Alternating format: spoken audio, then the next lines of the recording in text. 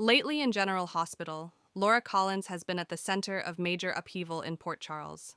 After successfully winning re-election as mayor, what should have been a triumphant moment quickly turned dark when she made a shocking discovery: the dead body of Professor Henry Dalton in the trunk of her car.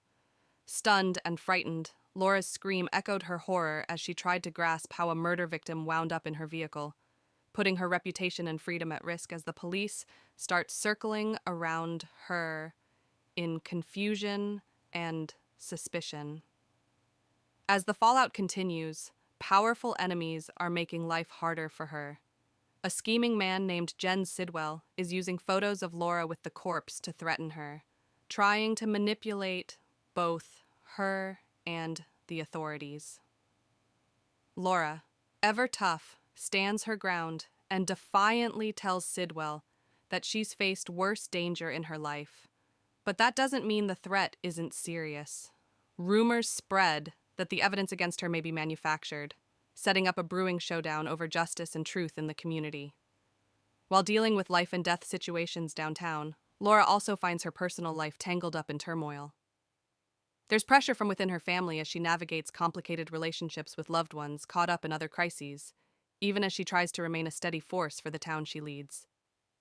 At the same time, she has been shown taking strong stands, whether advocating for controversial causes like offering help to someone with a notorious past, or defending her grandson fiercely when needed, reminding everyone that she's still a fierce and influential presence in Port Charles. Off the canvas of Port Charles itself, Jeannie Francis has been prominently featured in a special televised conversation with Sonny Corinthos, a General Hospital legend, where both actors openly explore the emotional depth of their on-screen partnership and the real-life experiences that fuel their performances. These deeply personal discussions reflect how intense and dramatic the Laura-Sonny connection still feels after years of storytelling.